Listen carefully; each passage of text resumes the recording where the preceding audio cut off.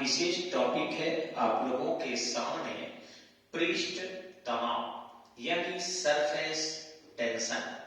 इसे थोड़ा समझेंगे हम लोग। देखिए है क्या कि पृष्ठ तनाव फिजिक्स का एक ऐसा टॉपिक है जो यह बताता है कि बहुत सारे हमारे द्रव के अंदर जो गुण पाए जाते हैं आखिर क्या उसका कारण है। प्रतियोगिता परीक्षा में कई ऐसे प्रश्न आते हैं कि वर्षा की बूंदें गोल क्यों होती है, या फिर पूछता है किसी शीशे के नली को गर्म करते हैं तो वो गोल क्यों हो जाती है। फिर सवाल पूछता है आपको कि जब कोई महिला अपना बाल धोती है तो वो क्यों एक दूसरे से चिपक जाता है और कब महसूस होता है, या दाढ़ी बनाने का जो ब्रश होता है वह भी पानी में भीगकर क्यों एक दूसरे से चिपक जाता है, वगैरह बहुत सारे क्वेश्चन हमारे प्रतियोगिता परीक्षा में आते हैं। इन सब का कारण है सरफेस टेंशन यानी पृष्ठ तनाव। अब आप देखेंगे ये भी क्वेश्चन आता है कि वो क्या कारण है कि हम जब गर्म पानी में कपड़ा धोते हैं तो ज्यादा साफ होता है, और यदि वही मृदु सामान्य जल में धोते हैं तो कम साफ होता है, या ठंडा जल में धोते हैं तो कम साफ होता है। ऐसे करके प्रतियोगिता परीक्षा में प्रश्न आते हैं। और मैं प्रतियोगियों से ये निवेदन करूंगा कि आप सब ये जो हंसगुल्ले टाइप के कोचिंग देख रहे हैं यूट्यूब पर, और उसमें जो है सीबीएसई की लड़कियां और फिर आपके बिहार बोर्ड की लड़कियां और वो टॉवल से सुखाती है पता नहीं काका, इससे मनोरंजन तो हो सकता है। मनोरंजन, ध्यान से सुनेंगे प्रतियोगिता की तैयारी करने वाले छात्र, मनोरंजन आप बढ़िया कर सकते हैं, हंस सकते हैं, लेकिन ध्यान रखिएगा वैसे कोचिंग और वैसे यूट्यूब को वॉच करने के बाद आप सब जॉब में जाएंगे कि नहीं ये कोई गारंटी नहीं है। ये ध्यान रखिएगा, जॉब में जाने के लिए आपको विषय वस्तु तक ही सीमित रहना चाहिए और मनोरंजन कम, पढ़ाई ज्यादा कराना चाहिए। वो कोई राष्ट्रभक्त ही कर सकता है। राष्ट्रभक्त का चोला पहनकर, ध्यान से सुनिएगा, राष्ट्रभक्त का चोला पहनकर कोई गद्दार शिक्षक आपको अट्रैक्ट करेगा, कुछ नॉलेज देगा और ज्यादा से ज्यादा बिगाड़ेगा। वह मोटिवेशन के दौरान ऐसे ऐसे उदाहरण देगा कि लगेगा कि आपको भटकने से रोक रहा है लेकिन आपको भटका देगा।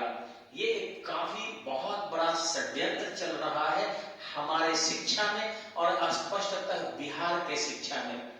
अतः उससे बचिए और आइए कंपटीशन की तैयारी करते हैं हम यहाँ पर। सबसे पहले सरफेस टेंशन कहते किसे हैं, यानी पृष्ठ तनाव कहते किसे हैं। कोई भी द्रव यदि अपने आयतन को कम करने का जो प्रयास करता है उससे हम पृष्ठ तनाव कहते हैं। कोई भी द्रव अपने आयतन को कम करने का प्रयास करता है, पृष्ठ तनाव कहते हैं। और ध्यान रखेंगे इसके कई सारे उदाहरण हमारे जिंदगी में मिलते हैं। जैसे वर्षा की बूंदें गोल क्यों होती है, तो वर्षा की बूंदें जब स्वतंत्र अवस्था में होती है उस पर कोई बाह्य बल आरोपित नहीं होता है, तो वैसी स्थिति में अपने आयतन को कम करती है, और जब चारों तरफ से आयतन को कम करेगी तो गोल ही होगी ना, और क्या होगी। इस ढंग से जो है अपने आयतन को कम कर देती है। ठीक इसी ढंग से आप देखे होंगे कि वर्षा के बाद जो बुलबुले उठते हैं, वर्षा के बाद जो बुलबुले उठते हैं, वहीं से क्वेश्चन है वो बुलबुले क्यों उठते हैं। लोग कहता है बहुत से और बारिश होने वाला है, इसका प्रमाण है। बात सही भी है, कारण कि जो अशुद्ध पानियां है उसमें पृष्ठ तनाव जो है वो कम होता है, ध्यान रखिएगा। या ऐसी अशुद्धियां मिल जाए जिसमें सल्फर डाइऑक्साइड हो, कार्बन डाइऑक्साइड हो, तो वैसी स्थिति में उनके अंदर जो है पृष्ठ तनाव की मात्रा जो है ज्यादा हो जाएगी। लेकिन यही यदि प्योर वाटर हो, ध्यान रखेंगे प्योर वाटर हो और टेम्परेचर उसका थोड़ा सा ज्यादा कर दिया जाए तो पृष्ठ तनाव की मात्रा कम हो जाती है। और जब पृष्ठ तनाव कम हो जाएगा तो जल के द्रव में बुलबुला उठेगा। आप देखे होंगे कि जब हम पानी में साबुन मिला देते हैं या जब हम पानी में सर्फ मिला देते हैं, शैम्पू मिला देते हैं तो पृष्ठ तनाव कम हो जाता है, और पृष्ठ तनाव कम हो जाने से उनके बुलबुले बढ़ने लगते हैं, झाग बढ़ने लगता है। और यही चीज आपके वर्षा के बूंद के साथ भी होता है कि कुछ पानिया होता है और ऊपर से जब वो आते हैं और छप से करता है तो बुलबुले उठ जाते हैं, यानी पृष्ठ तनाव कम होगा तभी जाके बुलबुले बनेंगे। पृष्ठ तनाव अधिक होगा तो वर्षा की बूंदे गोल गोल होगी, तो ऊपर से जो आती है गोल गोल आती है, और नीचे जैसे ही पानी पर पड़ते हैं बुलबुले बनते हैं, यानी उस पानी में घुले हुए अन्य द्रव उस पानी के जो पृष्ठ तनाव है उसको कम कर देते हैं, वाटर सोल्यूबल एलिमेंट्स जो भी है, और इस प्रकार वहां पर बुलबुले बड़े बड़े चोट के कारण उठना प्रारंभ हो जाते हैं। तो यही कारण है आपके वर्षा से संबंधित प्रश्न का, और ये सरफेस टेंशन से जुड़ा हुआ। आगे बहुत सारे उदाहरण जो प्रतियोगिता परीक्षा में आता है, यहाँ देखना है कि तालाब में मिट्टी के तेल डालते हैं तो मच्छर कम लगते हैं। क्या कारण है? वो मिट्टी के तेल की महक से नहीं, बल्कि मच्छर के जो अंडे होते हैं या उनके लर्वे होते हैं वो सब आसानी से मच्छर जो पानी का पृष्ठ तनाव है उस पर तैरते रहते हैं। अब यदि उस पर हम मिट्टी के तेल छिड़क देते हैं तो पानी का पृष्ठ तनाव कम हो जाता है, और वैसी स्थिति में उनके अंडे वगैरह सब नीचे चले जाते हैं। अब अंडे वगैरह सब नीचे चले जाएंगे तो उनका विकास नहीं होगा। सिर्फ मच्छर भी जब बैठता है तो पृष्ठ तनाव कम होने से मच्छर भी उसमें नीचे चला जाता है, वो भी डेथ कर जाता है। तो जब नई पीढ़ियां उनकी मर ही जाती है और जो उनके माता पिता है वो भी मच्छर के डूब के मर जाते हैं तो मच्छर कम लगेंगे। यही कारण है कि जहाँ जल जमाव की स्थिति है वहां पर मिट्टी के तेल लोग छिड़क देता है, जिससे मच्छर वहां पनपे नहीं, यानी विकास न हो। ड्यू टू सरफेस टेंशन का डिक्रीजिंग करना है, डिक्रीजिंग से जो है वहां पर मच्छी के अंडे बच्चे लड़के डूब के मर जाते हैं। नहीं देखेंगे आप, शीशा के पाइप जब हम गर्म करते हैं तो वैसी स्थिति में वो गोल हो जाता है, कारण कि वो ठोस होता है। गर्म किए तो द्रव हुआ, और द्रव हुआ तो वैसी स्थिति में वहां पृष्ठ तनाव बढ़ गया, और पृष्ठ तनाव बढ़ गया तो वो गोलाकार धारण कर लिया। उसमें बल जो उसके अलग अलग आकार का लगता है वो कम हो गया, और पृष्ठ तनाव के मान बढ़ गए। और ध्यान रखेंगे जब भी पृष्ठ तनाव का मान बढ़ेगा तो कोई भी द्रव अपना आयतन न्यून करने का, कम करने का, मिनिमम करने का प्रयास करेगा, और यही उसका सरफेस टेंशन कहलाता है, पृष्ठ तनाव कहलाता है। आगे देखेंगे समुद्र की लहरों का। आप चले जाइए बंगाल की खाड़ी में, आंध्र प्रदेश और तमिलनाडु के तटों के किनारे ऊंची ऊंची बहुत सारी लहरें आती है। वहां पर एक डॉल्फिन नोज है, जो डॉल्फिन मछली की नाक की तरह दिखता है, डॉल्फिन नोज। वहां पर जो है जहाजें अपनी लंगर डालती है। कई बार वो लहरें इतनी आती है कि उन लहरों के कारण जहाज ऊपर नीचे होते हैं, उन जहाजों को पलटने का खतरा रहता है। ऐसी स्थिति में वहां पर पेट्रोल बम रखे जाते हैं, जिससे उससे दाब देने से समुद्र के लहरों को कम कर दिया जाता है, पृष्ठ तनाव घटाकर। अब पृष्ठ तनाव घट जाने से समुद्र की लहरें जो बहुत ऊंची ऊंची उठती है वो छोटी हो जाती है, और इस प्रकार बंदरगाह के तटीय क्षेत्रों में दुर्घटना कम से कम करती है। आगे आप देखेंगे दाढ़ी बनाने का जो ब्रश होता है, जैसे ही उसे पानी में डालते हैं वो चिपक जाता है, क्योंकि पृष्ठ तनाव के कारण वो जो है हल्के हुए ब्रश है उसको खींचकर पानी जो है सटा लेता है। अब खींचकर पानी अपना आयतन कम करता है तो साथ में वो ब्रश भी जो है चिपक जाते हैं, वहीं पानी हटा देते हैं तो फैल जाता है। तो ये आपके पृष्ठ तनाव के कारण होता है। अब रही बात आपको कि पृष्ठ तनाव यदि उसमें सोल्यूबल एलिमेंट्स कुछ मिलाते हैं, कोई भी द्रव मिलाते हैं, जो या एलिमेंट मिलाते हैं या कहिए तो सॉल्ट मिलाते हैं, या कोई भी हम वाटर सोल्यूबल कोई भी कंपाउंड मिलाते हैं, उसमें घुल जाता है। और घुलने के बाद यदि उसके घनत्व को कम कर दिया तो निश्चित रूप से सरफेस टेंशन का मान कम होगा। अब रही कि गर्म कपड़े में, गर्म पानी में कपड़ा जल्दी साफ होता है, इसके पीछे कारण क्या है?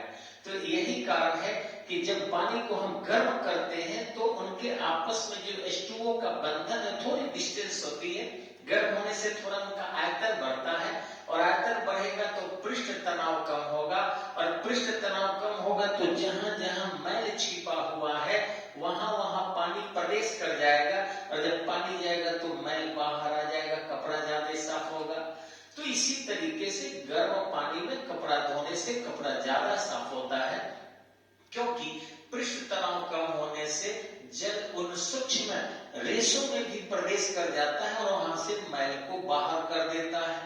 ठीक इसी ढंग से एक टॉपिक यहां देखेंगे, क्रांतिक ताप। यानी किसी भी द्रव का, हर द्रव का पृष्ठ तनाव भी अलग अलग होता है और उनके critical temperature of surface tension भी अलग अलग होते हैं। तो critical temperature of surface tension अगर देखेंगे अलग अलग द्रव का, तो ऐसी स्थिति में इसको वह ताप कहते हैं जिस ताप पर कोई द्रव अपने सरफेस टेंशन को शून्य कर देता है, वह उस ताप के लिए क्रिटिकल टेम्परेचर होता है। Critical temperature of surface tension होता है, अलग अलग द्रव के लिए अलग अलग होता है, ये ध्यान रखने की आवश्यकता है, प्रतियोगिता परीक्षा में आता है। अब एक और चीज समझना है कि कोहेसिव फोर्स क्या है, एडहेसिव फोर्स क्या है और एंगल ऑफ कांटेक्ट क्या है। ये सरफेस टेंशन के टॉपिक का ही एक सहायक टॉपिक है।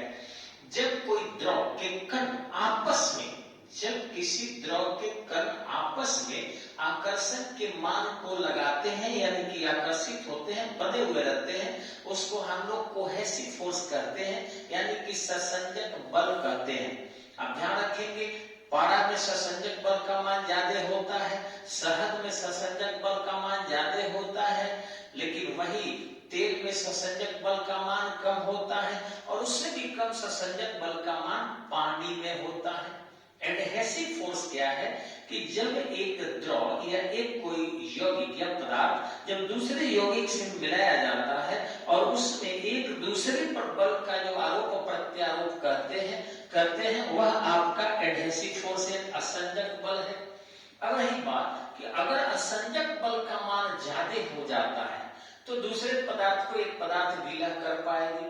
जैसे अगर मान लीजिए हम लोग मरकरी में अपना हाथ डाल दे, पारा में निकालेंगे तो हाथ सूखता रहेगा।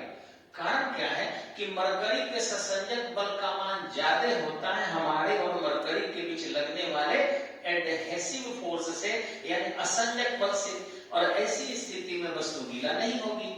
लेकिन वही पानी हो और पानी में हम अगर हाथ डाल दे तो पानी के ससंजक बल का मान कम होता है और हम जब डालेंगे तो असंजक बल का मान ज्यादा हो जाएगा और वैसी स्थिति में पानी में हमारा हाथ गीला हो जाएगा। वही मरकरी में डालेंगे तो हाथ गीला नहीं होगा due to a maximum of adhesive force, और वही यदि हम पानी में डालते हैं तो हाथ गीला हो जाता है ड्यू टू कोहेसिव फोर्स जो है, आप एडहेसिव फोर्स ज्यादा हो जाता है और कोहेसिव फोर्स कम हो जाता है। वहां जो है आपका कोहेसिव फोर्स मरकरी का ज्यादा हो जाता है और दोनों मिलाने के बाद एडहेसिव फोर्स का मान कम हो जाता है। फिर से सुनेंगे, कोहेसिव फोर्स का मान ज्यादा होगा तो वस्तु गीला नहीं होगी, एडहेसिव फोर्स का मान ज्यादा होगा तो इस ढंग से वस्तु गीला होगी। एक यहां देखेंगे एंगल ऑफ कांटेक्ट। एक सीधी सी बात है कि ये अगर हम वस्तु ले लेते हैं, अगर मान लीजिए ये मोबाइल है और अगर ऐसे रहा और पानी के बूंद यदि यहाँ से गिरते हैं तो निश्चित ही नीचे निकल जाएंगे। कारण क्या है कि इनके कोण का मान ज्यादा है। अब कोण के मान ज्यादा रहेंगे तो वैसी स्थिति में यानी एंगल ऑफ कांटेक्ट ज्यादा होगा तो वस्तु गीला नहीं होगी। लेकिन अगर जैसे जैसे इसको हम घटाते जाएंगे वैसे वस्तु गीला होगी। और छाता में यही देखा जाता है कि अगर ऐसे कपड़ा लेकर आप ओढ़ लीजिए तो गीले हो जाएंगे और ऐसे अगर होता है तो गीला नहीं हो पाता है। वही कपड़ा अगर ऐसे पसारा हो, एक बार वर्षा आ जाए तो गीला कर देगा और वही थोड़ा सा ऐसे टाइप के हो तो इस ढंग से पानी निकल जाएगा, क्योंकि एंगल ऑफ कांटेक्ट का मान वहां ज्यादा होता है और वैसे स्थिति में वस्तु के गीलापन को देखा जाता है।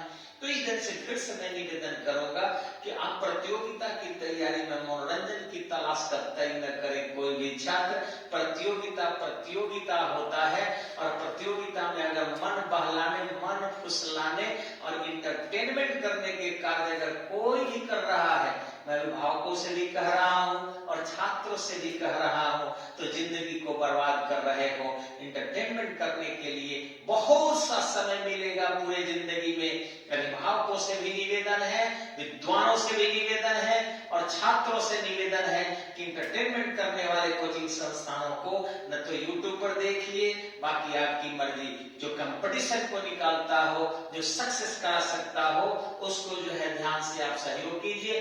धन्यवाद।